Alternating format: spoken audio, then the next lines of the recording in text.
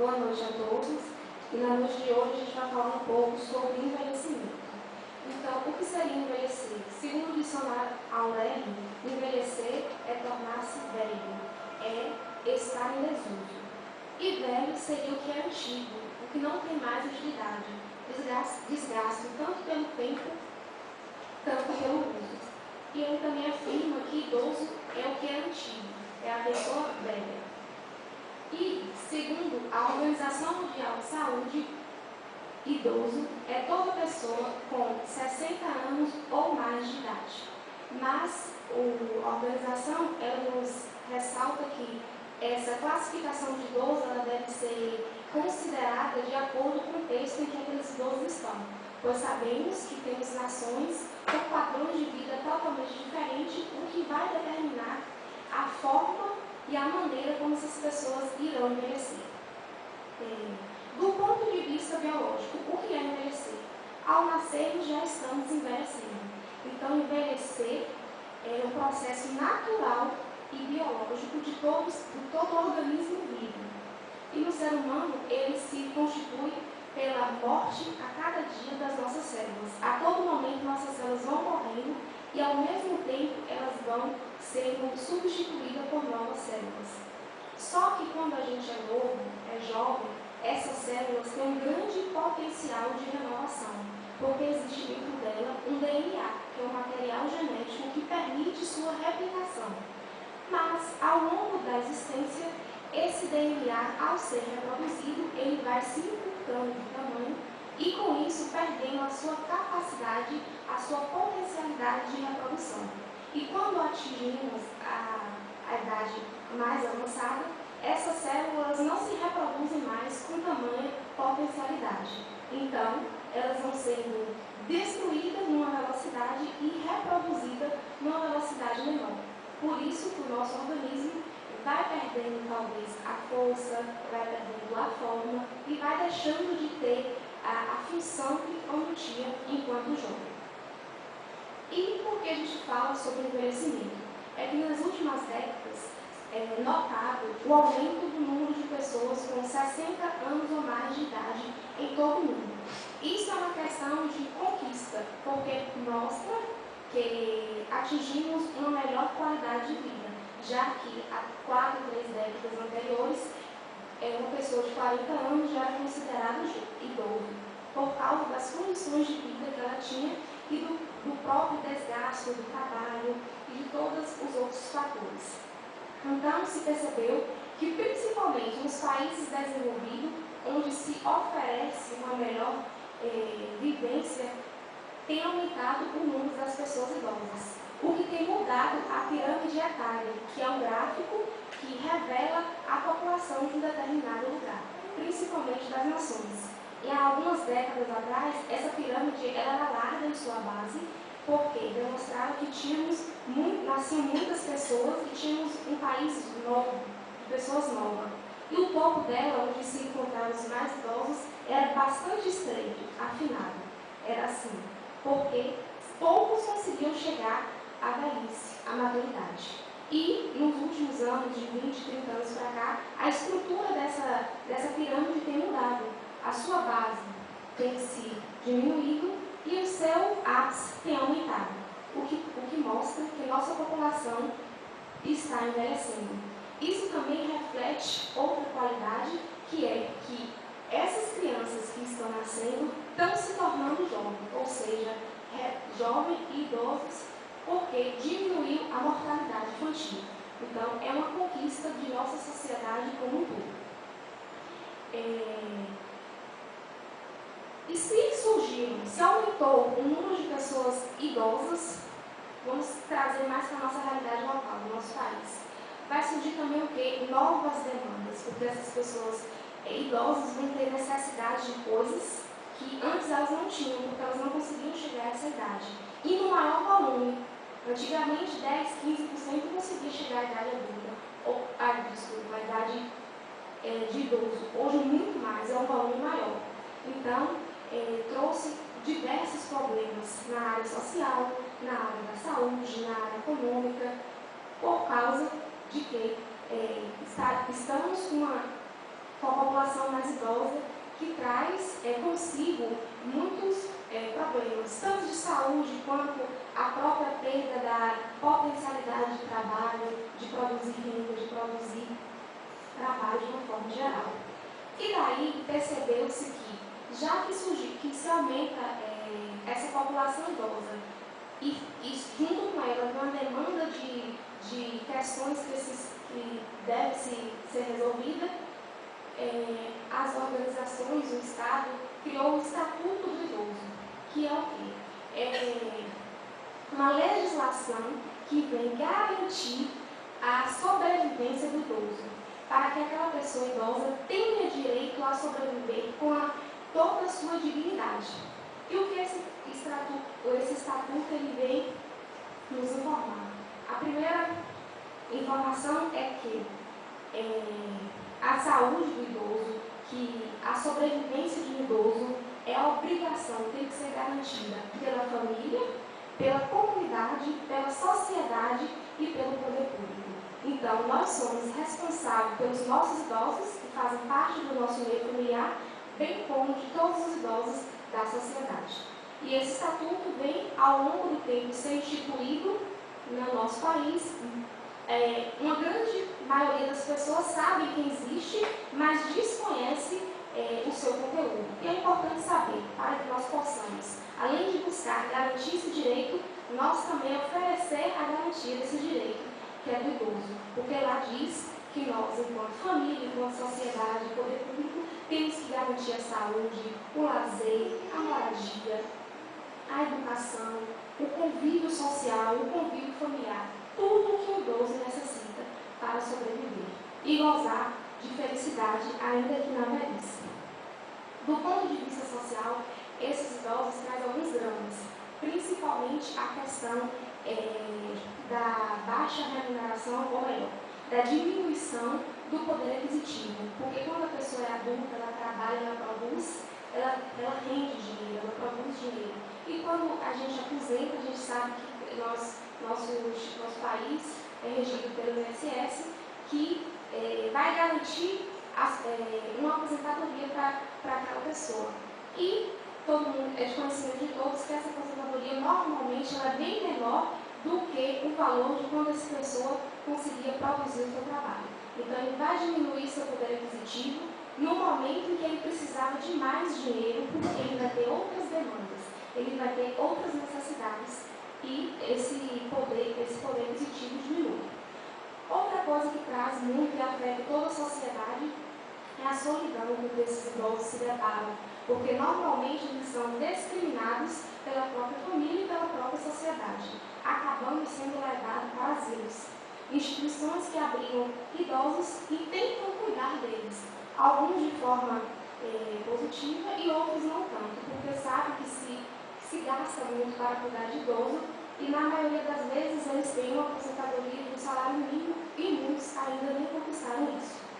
Então, são essas questões sociais que envolvem o idoso que não conseguiu aposentar-se, dificilmente ele consegue um emprego, ele vai ter uma renda. Então, são questões que dificultam ou atrapalham o processo de envelhecimento da pessoa.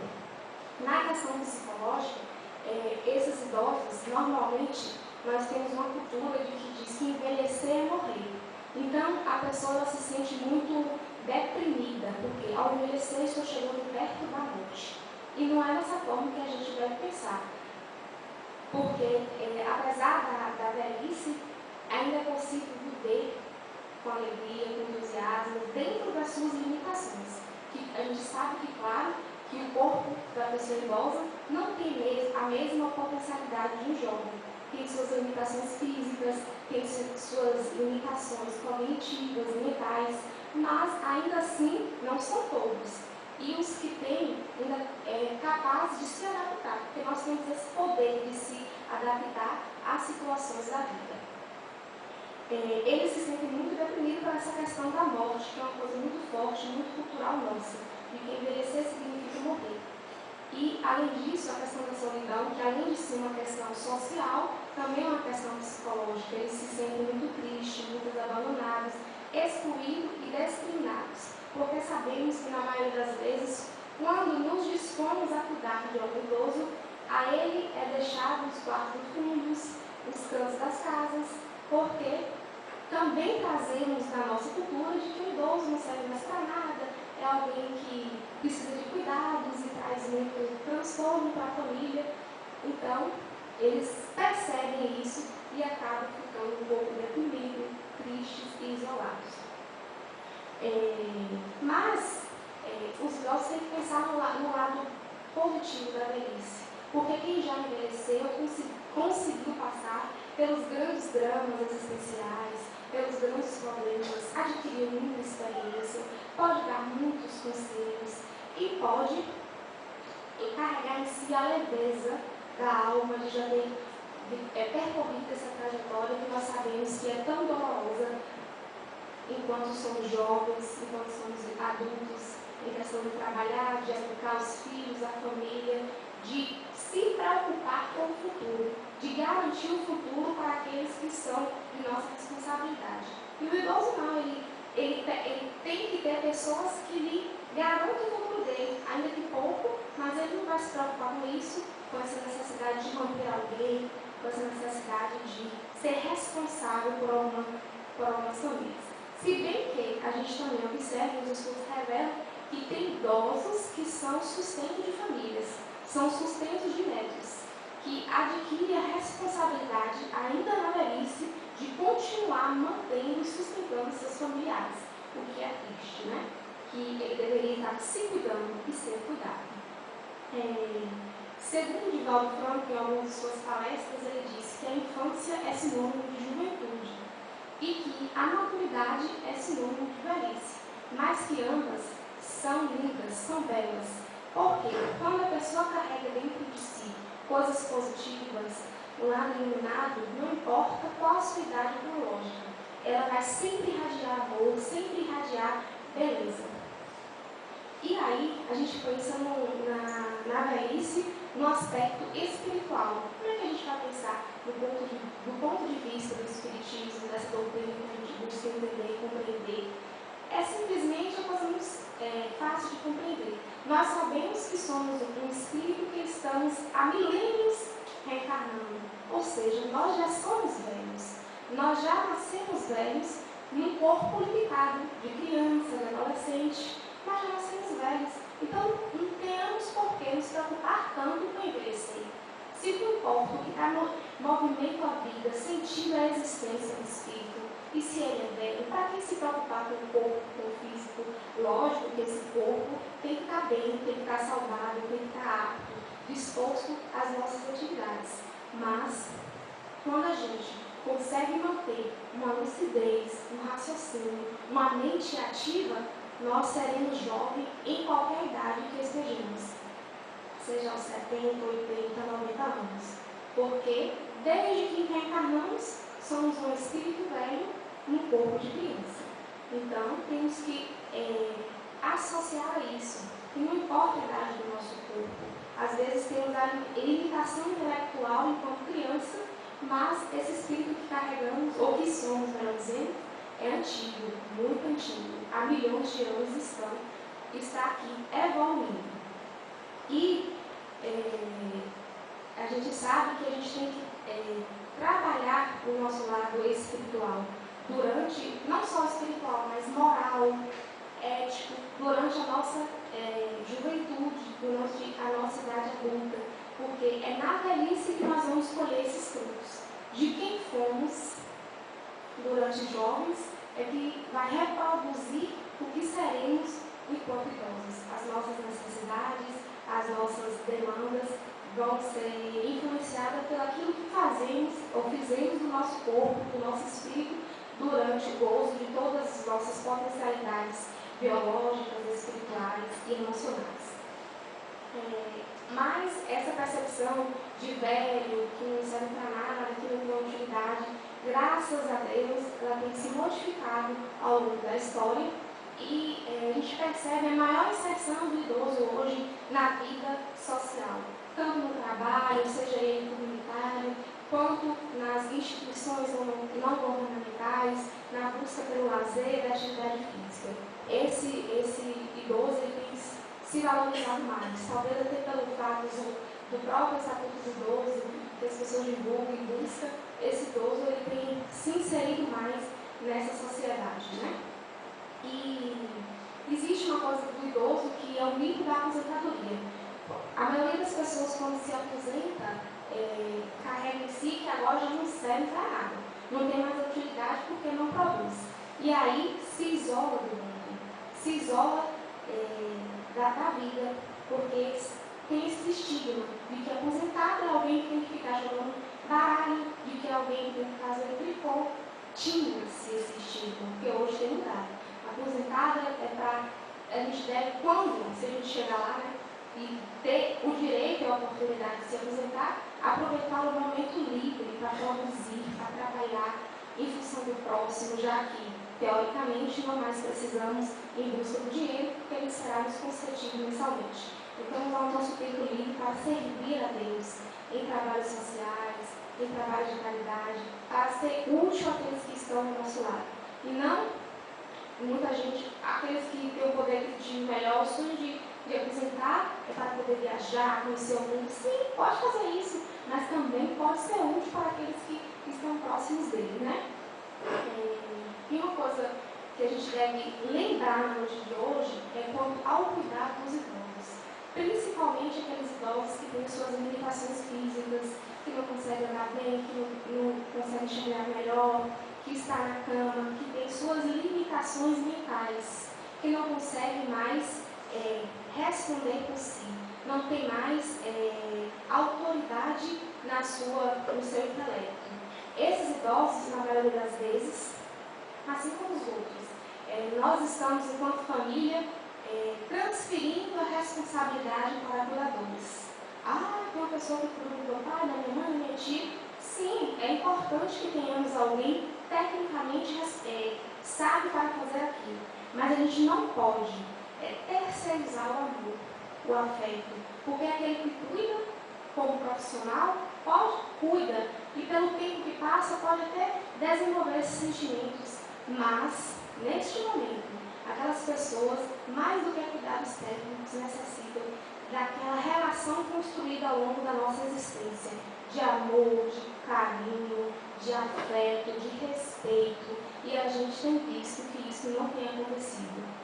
Às vezes, quem mais passa o maior tempo as pessoas idosas passam com seus cuidadores, com seus empregados, ou, na maioria das vezes, na nossa realidade, sozinhos, desamparados, porque não tem quem cuida deles. Pensando nisso, a gente foi buscar na questão 685 do Livro dos Espíritos, quando Kardec pergunta aos espíritos superiores se o homem tem direito do repouso na velhice. E os espíritos respondem que sim, que o homem não pode ir além dos seus esforços. E aí Kardec ainda aprofunda, porque ele sabe que se ele não pode ir além dos seus esforços, quem vai sustentar, quem vai manter esse velho no repouso? Ele diz, os espíritos superiores, informa e nos alerta que é a obrigação nossa, do mais forte, trabalhar pelo mais fraco.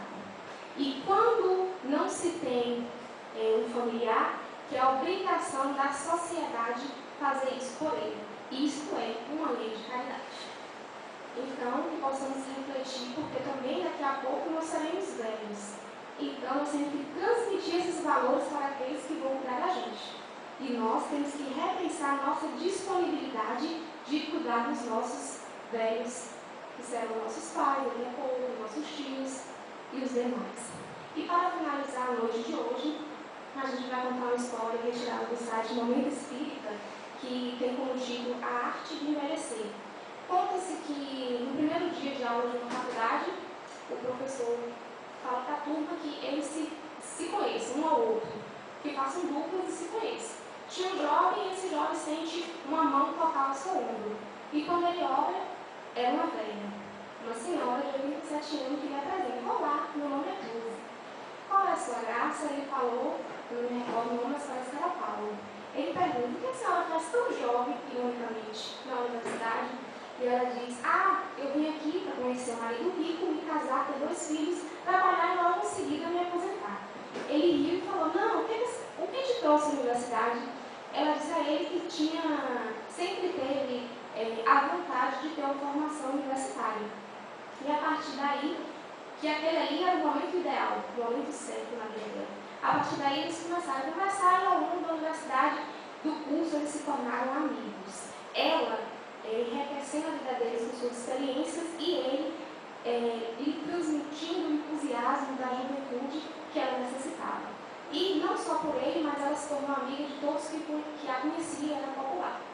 Foi um bom aluno e chegou ao final do curso. No dia da formatura, os seus colegas convidaram para que ela falasse em nome da turma. E ela foi toda orgulhosa no dia da solenidade e subiu ao palco com seus papelzinhos, né? E começou a ler o texto que ela tinha escrito.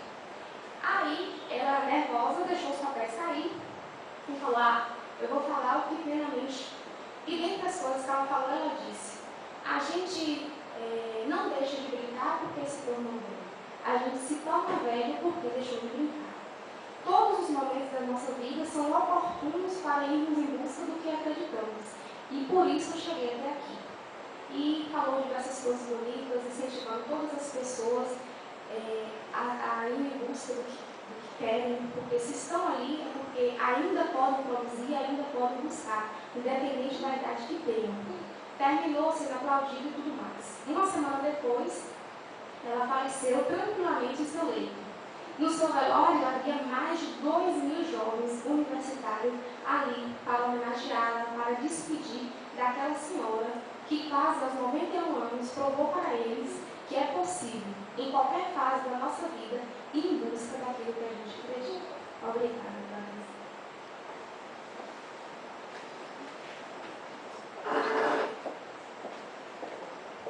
Boa noite.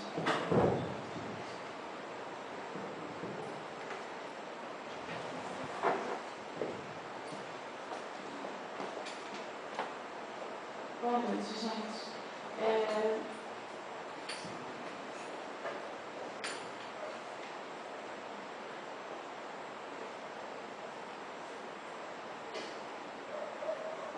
O tema nosso hoje é a origem das doenças na visão espírita. Na verdade, isso foi uma adaptação, uma síntese, de uma palestra que foi proferida no nosso lar sexta-feira e devido ao imprevisto de Valfredo ter que viajar, ele pediu que eu cobrisse. O que é doença? Como diz, doença falta de saúde, é uma moléstia específica. E o que vem a ser saúde? Saúde é a ausência de doenças. A sensação é o completo bem-estar físico, ou seja, orgânico, mental, ou seja, ter paz de consciência, e social, sem problema nenhum social. Ou seja, avaliando isso, a gente vê que a gente tem muito pouca saúde, né? Porque sempre a gente está com um problema físico, mental, ou algum problema ou financeiro, ou social em si. A palavra doença ela deriva do latim, que significa dor. E, num conceito muito mais simples, quer dizer que é um conjunto de sinais e sintomas específicos que aparecem no organismo alterando o estado normal de saúde. Isso ampliando que pode ser tanto no organismo humano, quanto numa planta, quanto no animal. A pergunta é, por que adoecemos? Geralmente, a gente acha que o problema maior, que a doença é um problema, e é a causa do nosso sofrimento. E à medida que a gente vai estudando a doutrina espírita e outras tantas filosofias que existem, elas entram no consenso que a doença, na verdade, ela não é causa de nenhum problema. Ela é o resultado, é a consequência. Tem esse trecho que eu retirei do livro André Luiz, Os Domínios da Mediunidade, ele é bem interessante, que fala assim como o corpo físico pode ingerir alimentos venenosos que lhe intoxicam os tecidos, também o organismo perispiritual absorve elementos que lhe degradam, com reflexos sobre as células materiais.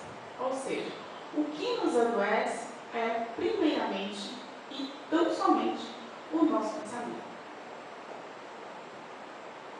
O que acontece? Primeiro, as nossas preocupações, as nossas aflições mentais, as nossas confusões emocionais desencadeiam uma alteração inicialmente psíquica. E lembramos que quem pensa não é o nosso corpo. Segundo a doutrina espírita, quem pensa é o nosso espírito. Então, essas emanações mentais, esse pensamento, ele vai influenciar diretamente o perispírito. O que é o perispírito? O perispírito é como se fosse um molde do corpo físico. Do mesmo jeito que existe o meu corpo aqui agora, existe o meu perispírito, que é similar ao meu corpo. E tudo fica gravado no perispírito. Ou seja, é como se fosse o carbono da nossa vida. Tudo que a gente faz de bom ou tudo que a gente faz de mal fica gravado no perispírito. Não tem, muitas vezes a gente pode cometer crimes em vida que nunca ninguém fica sabendo, a gente nunca fica impune.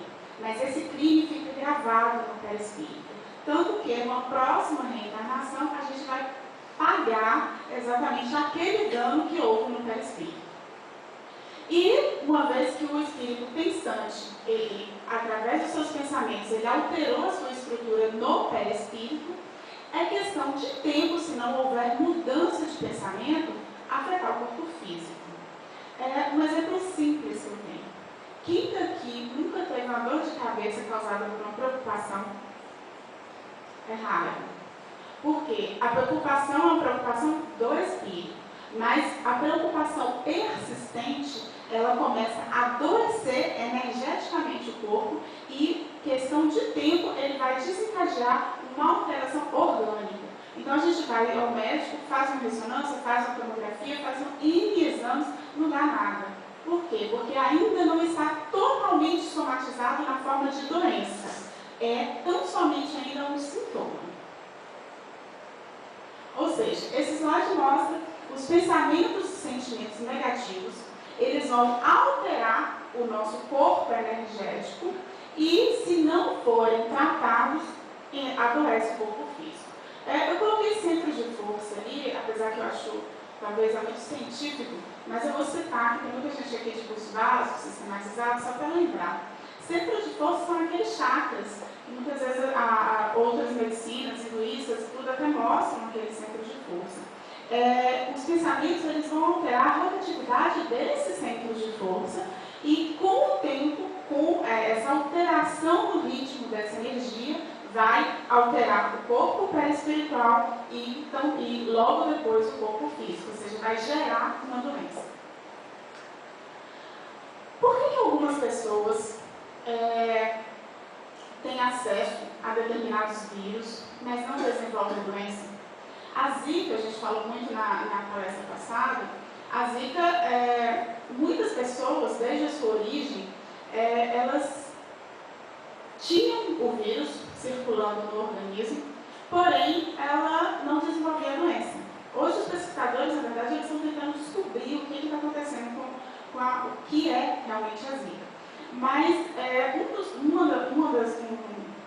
uma das doenças que eu posso citar é a Zika, a AIDS também, pessoas que contraem o vírus da AIDS, mas não ficam doentes. Elas têm o vírus no organismo, mas elas podem manifestar a doença há 20, 30 anos. Ou seja, quando a gente chama SIDA é síndrome da imunodeficiência adquirida, quer dizer que eu tenho o vírus circulando no meu corpo. Mas o vírus ele pode ficar lá guardadinho em algum canto do corpo e não pode me dar sintoma nenhum.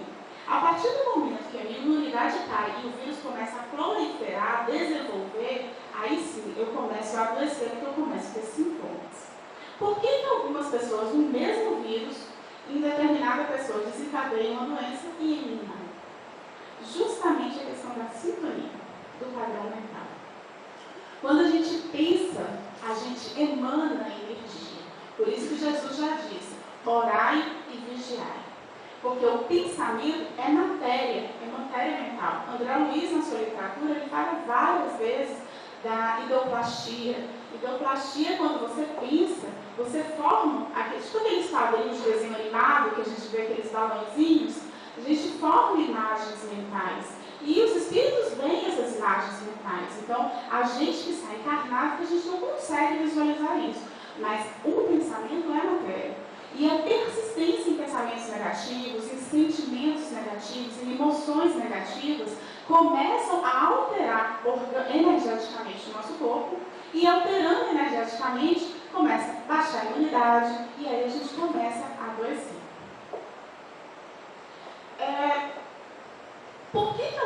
isso a gente está falando, geralmente, de doenças infecciosas, né, que você acaba desenvolvendo ao longo da vida. Mas e aquelas doenças congênitas? Doenças congênitas é o termo científico que a gente usa, o termo técnico, para falar aquela doença que nasce. Você nasce com ela. Então, retardos mentais, alterações mentais, a microcefalia, que eu coloquei o desenho aí, que é justamente da zika, né, que tem causado em algumas, lembrando que são em algumas grávidas, porque muitas vezes a grávida, ela pode adquirir zika e o neném não ter nenhuma alteração. Outras grávidas adquirem a zika e o neném nasce com microcefalia. Ou seja, os cientistas ainda não sabem o porquê que algumas desenvolvem alteração neurológica nos bebês e outras não. Mas a doutrina espírita é muito clara explicando isso, que é justamente a necessidade da mãe de passar por uma provação de uma criança com um problema físico, a gente sabe que altera toda uma vida, desde uma estrutura social a preocupações diversas, e a questão da criança, se ela tem necessidade de passar por isso. Geralmente, doenças congênitas não foram desencadeadas, obviamente, nessa vida, mas são alterações, crimes que a gente cometeu em reencarnações passadas. Então, desde um bebê que nasce com uma leucemia, a um retardo mental, a uma amputação de membro, todas essas doenças foram crimes que o espírito cometeu em vidas anteriores, e esses crimes, como eu falei, ficam marcados no seu perispírito, lembrando que perispírito é um molde. Então, quando ele reencarnar, o corpo que ele vai ter, vamos dizer assim, o genoma, os genes, o DNA, vai ser pautado justamente nesse perispírito. Então, se eu fiz muita bobagem na reencarnação passada, cometi crimes diversos, usando a minha fala, usando a minha inteligência, é natural que meu perispírito esteja lesado nessas determinadas áreas, e quando eu vou formar meu corpo, eu não consigo formar. Por quê? Porque o perispírito está lesado. Então é a lei de ação e reação. É impossível ter um corpo novo, porque o meu molde está danificado. Então eu reencarno com o corpo danificado, com o corpo alterado, que seriam as doenças congênitas. Aqui é só uma ilustração para facilitar o entendimento. Espírito é essa centelha, o perispírito é um molde do corpo físico. Quando a gente está encarnado, na verdade, os três ficam acoplados. Fica tanto o corpo, com o perispírito, como se fosse a lâmpada e a luz, e o espírito.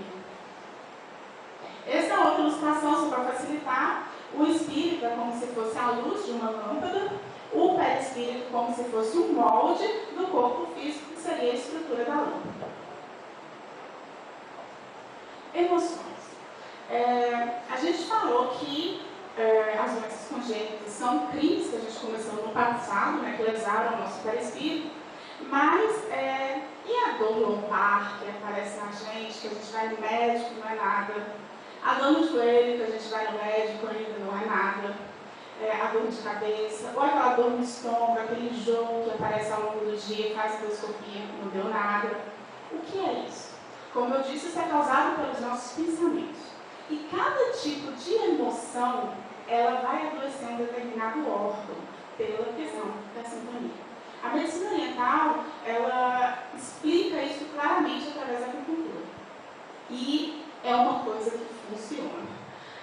Por exemplo, o sentimento de raiva, a persistência, lembrando que todas essas emoções, raiva, tristeza, angústia, preocupação caracterizada pelo estresse, o medo, todas essas emoções são saudáveis e são naturais da gente ter. É importante a gente ter um medo, porque a gente vai preservar a nossa vida. Porque eu vou sair na rua à noite sabendo que tem muito crime, e eu sou uma pessoa totalmente sem medo. E eu saio, o risco, eu coloco a minha vida em risco, uma vez que eu posso contar com um assaltante e levar um tiro de graça. Agora, o excesso de medo também é preocupante, porque ele paralisa a pessoa. A tristeza, ela é importante, mas a dosagem adequada da tristeza. A raiva, ela é importante, porque a raiva é como se fosse um impulso para você fazer alguma coisa, é como se fosse uma forma de você preservar o seu bem-estar. Mas o excesso da raiva é prejudicial, bem como a falta dela. raiva, especificamente que está ali, a persistência do sentimento de raiva, ela vai adoecer o fígado. Como? Por um exemplo muito simples. Pessoas perfeccionistas, tipo eu, que gostam tudo do seu jeito, porque acham que o seu jeito é o melhor jeito do mundo e que a forma como você faz é a melhor do mundo, é a mais eficiente, etc. e tal. Quando uma pessoa faz uma coisa de um jeitinho diferente, a gente não fala nada, mas a gente fica corroendo de raiva. E isso é muito comum. É aquela contrariedade que a gente tem todo dia, aquele aborrecimento que a gente tem todo dia, com a moça que trabalha dentro de casa, com o colega de trabalho que não fez aquilo, você combinou e ele não fez daquela forma. Ou seja, essas pequenas contrariedades, todos os dias, fazem com que a raiva esteja presente todos os dias no seu organismo. É questão de tempo até para aparecer alguma doença no fígado. Pode ser um cálculo biliar, que é o fígado, a gente brinca que é como se fosse irmão da vesícula biliar, então é um cálculo biliar que aparece, é uma gordura no fígado, igual atualmente está sendo muito diagnosticado, ou seja, hepatites e por aí vai. Tristeza. A tristeza adoece os pulmões. Aquela pessoa que morre um parente e ela fica 6 meses, 1 ano, arrasada por conta da morte, por não superar o luto. Então ela vive no luto perpétuo. Ou aquela pessoa que vive de passado, se sente frustrada na vida e ela vive lembrando que foi na época jovem dela, na época que ela era jovem, que ela se sentia produtiva. Então é aquela pessoa que só fala de passado e é aquela pessoa melancólica. Ela tende a ter problemas de pulmões. Como? Aquela tosse que aparece à noite, que vai no médico, não está limpo, não tem nada. Entendeu? É aquela rinite que aparece com muita frequência e muitas vezes ainda não deu uma doença, ainda só estamos nos sintomas, mas se persistir o padrão mental, desenvolve. A angústia, eu colocaria melhor aí, colocando como se fosse uma preocupação, ela adoece o estômago e essa é o mais frequente que a gente acha.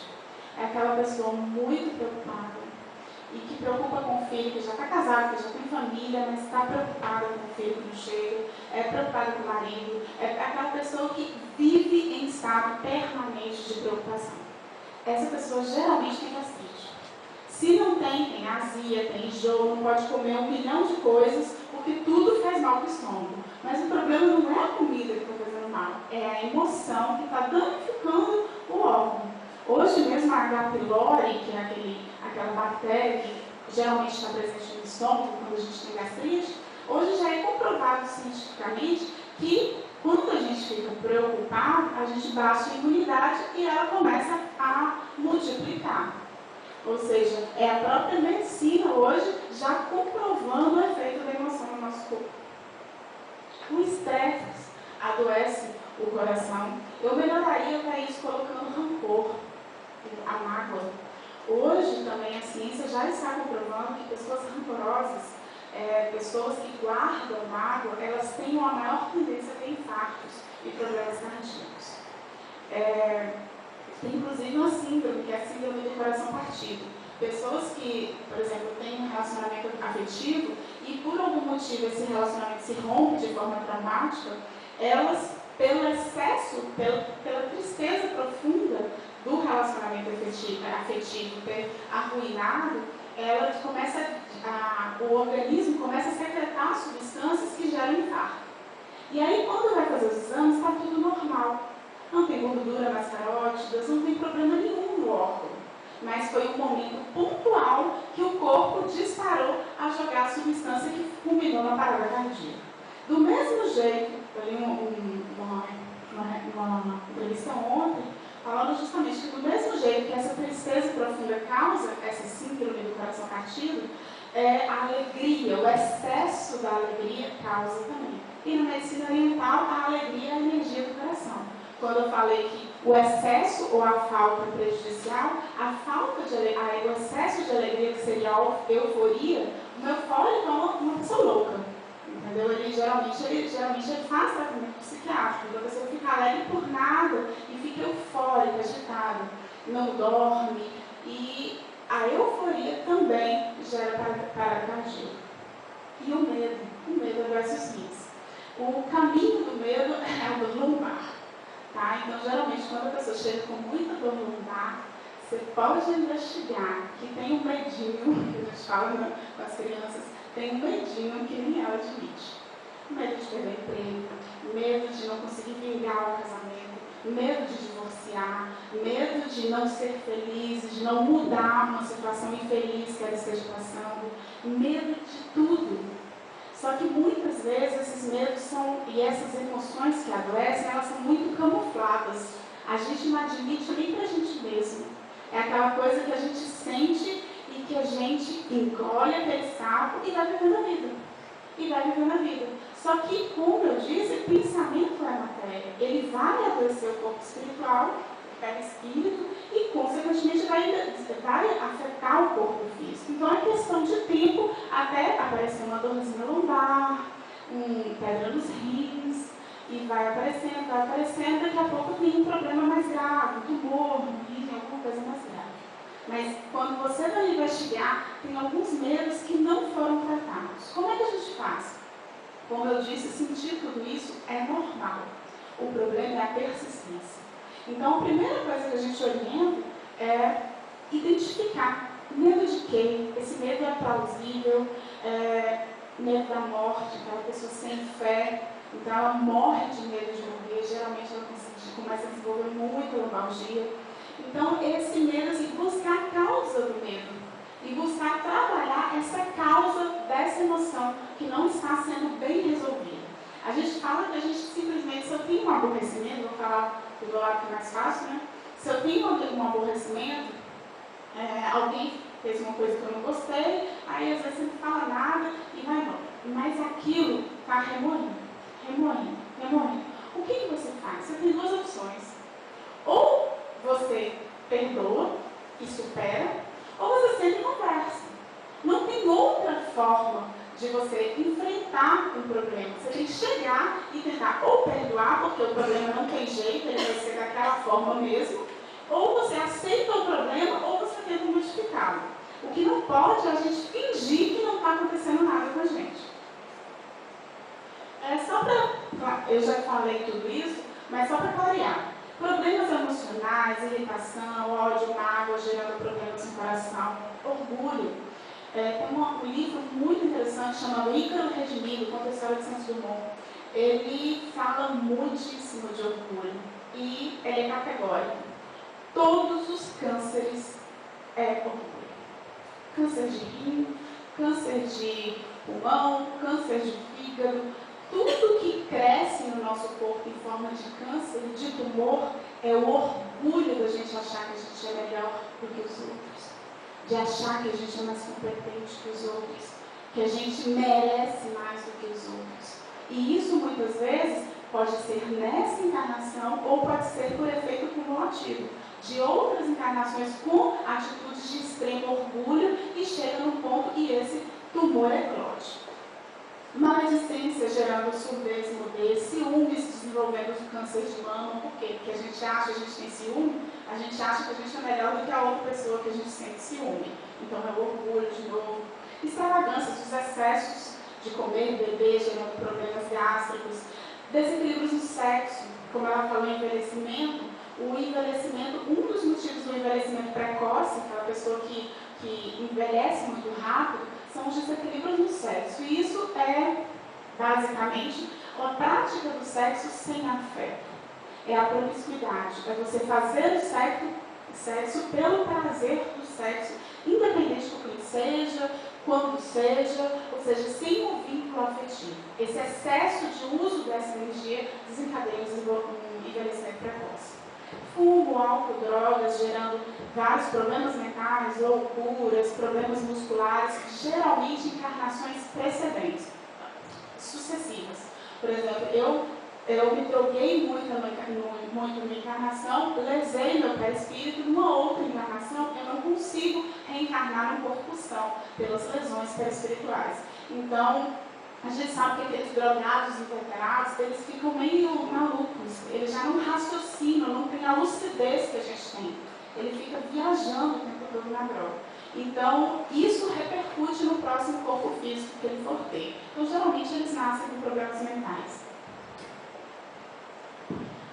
Em contrapartida, os bons sentimentos, eles melhoram a imunidade. Então, a alegria, que são os sentimentos mais positivos, né? A compreensão, o perdão, eles vão melhorar o nosso corpo físico, fazendo com que funcione tudo da melhor maneira possível. A dor. Essa ilustração é só para mostrar que a dor é o primeiro sintoma de alguma doença que já está instalada. Para que é a dor? É como se fosse um sino, falando, opas, tem alguma coisa errada aí. Só que esse sino, essa alerta, não é para alguma coisa errada no nosso corpo físico, tão somente, igual a gente faz a leitura. Mas é um sintoma de que alguma coisa que os nossos pensamentos, os nossos comportamentos estão adoecendo o nosso corpo físico. Ou seja, sentimentos inferiores vão desencadear doenças e essas doenças vão desencadear dor para nos lembrar que o nosso comportamento, que as nossas atitudes não estão sendo concernentes com a lei de amor, que é a lei de Deus, que rege o universo.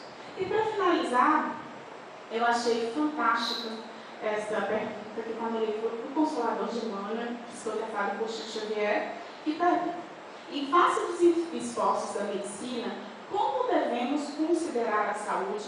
Ou seja, qual o conceito de saúde? E ele responde: para o homem da Terra, a saúde pode significar o equilíbrio perfeito dos órgãos materiais.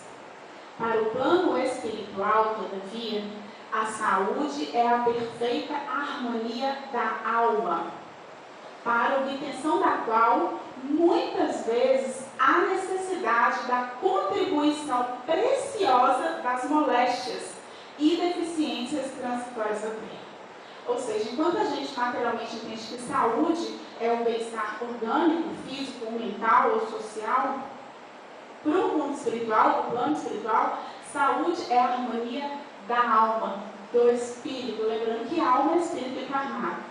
Ou seja, muitas vezes é necessário e é melhor para o espírito ele vir com uma doença congênita, ou seja, eu pratiquei muitos crimes usando a minha inteligência, nunca fui pego. Numa próxima encarnação, eu venho com a inteligência danificada, uma vez que eu a tive numa encarnação precedente e a utilizei de forma equivocada. Então, numa outra encarnação, eu renasço com uma deficiência mental. O sofrimento que eu vou passar ao longo da minha vida com as limitações de uma deficiência mental vai ser extremamente importante para o crescimento e para a valorização do meu espírito. Para que numa próxima encarnação, eu passando por todo esse sofrimento, esse perispírito ele vai ficando curado. É como se fosse um remédio. O sofrimento que a gente faz, o aprendizado que a gente é obrigado a ter, é como se fosse passando um remédio no nosso perispírito, que vai se recompondo para numa outra encarnação eu já poder reencarnar com o cérebro normal. Ou seja, é preferível eu vir com uma doença porque o crescimento é mais importante.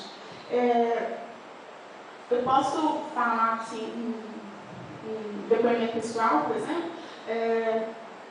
Eu convivi muito próximo com uma pessoa que assim, sempre foi uma excelente profissional, sempre foi uma pessoa muito correta nos deveres, uma pessoa honesta, mas sempre foi uma pessoa muito rígida ao longo da vida. E viveu bem os seus 50 e tantos anos, até que desencadeou uma doença. Ninguém nunca descobriu o que era. Frequentou diversos médicos, mais de 20 especialidades, e nunca ninguém descobriu o que a pessoa tinha. Ela tinha problemas na fala, tinha problemas no equilíbrio, tinha dependência dos outros para fazer as coisas, ou seja, para uma pessoa extremamente rígida, que gosta de fazer tudo e gosta de tomar iniciativa, é a pior coisa do mundo você se sentir dependente. E essa pessoa foi avançando, desencadeou 5 anos de uma doença neurológica que nunca ninguém descobriu, e culminou com 9 meses de internação no hospital, com escaras para tudo quanto é canto. Escaras são aquelas feridas que aparecem. E aí você pensa, que sofrimento. Para uma pessoa que sempre foi honesta, para uma pessoa que sempre foi correta, que nunca cometeu crime algum. E nunca ninguém descobriu, mesmo tendo facilidades financeiras para ter um tratamento, nunca pode tratar porque nunca foi descoberto. Qual é a explicação para isso?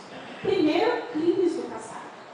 E segundo, ou seja, a pessoa foi espírita, praticou o que pôde o espiritismo, porém não o suficiente para melhorar o seu perispírito. Então, ao final da sua encarnação, já depois dos seus 57 anos, o que aconteceu?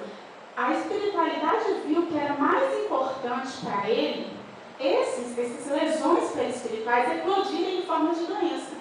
Porque ele, como ele já estava próximo de desencarne, ele melhoraria o seu perispírito através desses 5 anos de doença e quando ele voltasse para o mundo espiritual, ele estaria melhor. E isso foi feito. Foi uma pessoa que nunca reclamou na vida. Nunca ouvi falar que estava com uma dor, uma resignação que nunca foi vista por uma pessoa extremamente rígida. E hoje, graças a Deus, está muito bem. Ele, antes de desencarnar, ele manifestou no centro e muita gente compartilha dessa história. Foi o meu pai. E graças a Deus, hoje ele está muito bem no mundo espiritual. Mas foi feito, como ele era uma pessoa muito metódica e muito rígida, foi feito, ele cumpriu à risca aquilo que a espiritualidade fez. Orientou que ele fizesse. E fazendo os tratamentos no centro, foi visto que era melhor ser assim. E houve uma aceitação. Espiritualmente, aquela pessoa rígida foi se transformando numa pessoa resignada. E essa resignação foi o contraponto para melhorar a sua questão perispiritual. E hoje a situação dele foi graças à doença que ele enfrentou. Se ele tivesse desencarnado sem a doença, ele não estaria tão bem, porque o perispírito ainda estaria lesado. Desculpa a questão, normalmente não é aconselhado a gente falar questões pessoais, mas eu acho que ilustra muito bem isso que eu estou querendo dizer. Que muitas vezes a gente tem aquela impressão negativa de uma doença, sem perceber que às vezes é a forma que a espiritualidade está mostrando para a gente que a gente tem que melhorar. E a doença é extremamente benéfica para a gente melhorar os nossos valores, para a gente ser mais humilde, mais tolerante. É como se fosse um maremoto na nossa intimidade. Então, para o crescimento do espírito, seja o doente em si, ou sejam as pessoas que vivenciam com ele, todo mundo é tratado. Quando a doença ela é bem compreendida, bem aceita, é óbvio que não quer dizer que a gente vai ficar com o doente e não fazer tratamento, não. A gente tem que buscar o tratamento, buscar a melhora, mas sem aquela revolta, entendeu? Aceitando e tendo fé mesmo que tudo vai se resolver. E a gente termina com essa frase: o que contamina o homem não é o que entra pela boca, mas o que sai da boca. Isso é o que contamina o homem. Muitas vezes a gente pensa, não, eu estou doente, então foi por algum crime que eu cometi. Mas talvez não. Talvez foi por alguma coisa que a gente está fazendo nessa encarnação.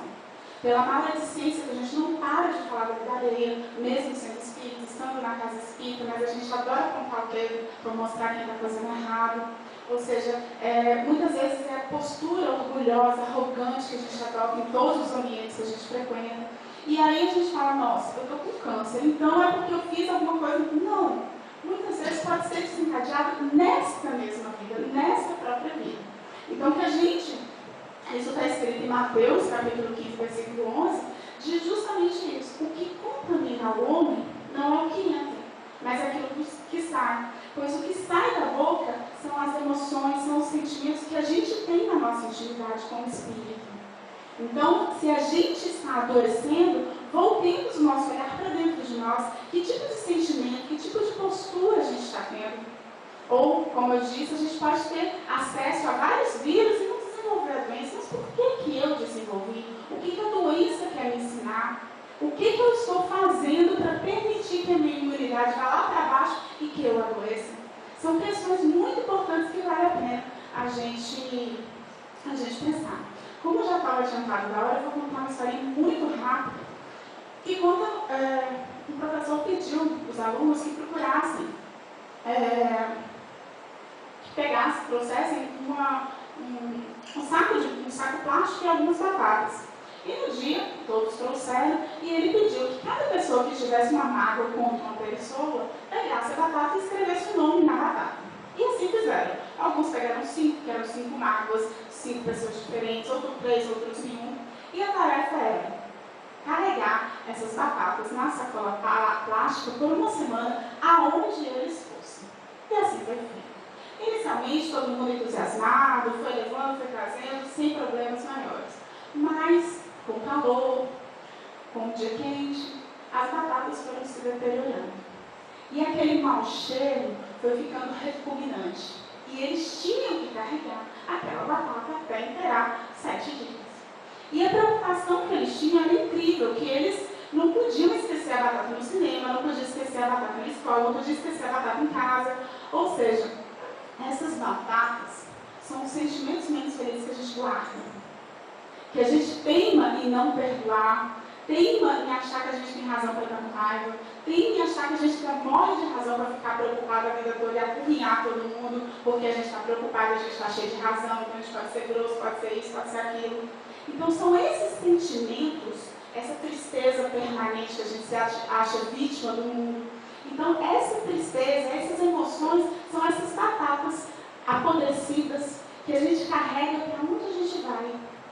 E a gente não percebe, mas as outras pessoas que estão no nosso entorno percebem o mau cheiro dos nossos pensamentos, o mau cheiro das nossas palavras. E muitas vezes a gente fica preocupado tanto com as nossas batatas, com as nossas preocupações, com a nossa mágoa, que a gente não percebe que muitas vezes a pessoa já fez N coisas boas depois, mas você nem enxerga porque você só olha para as batatas, você só olha para a mágoa. Então, que tenhamos um pouquinho de boa vontade, de compreensão para com as pessoas e principalmente com a gente, não para justificar a nossa doença, a nossa infelicidade, a nossa tristeza, mas para a gente perceber o quanto que a gente está se adoecendo, o quanto somos responsáveis pelas nossas doenças. Porque isso é uma verdade. Cada um de nós é responsável pela doença que desenvolve. Muito obrigada a todos pela atenção.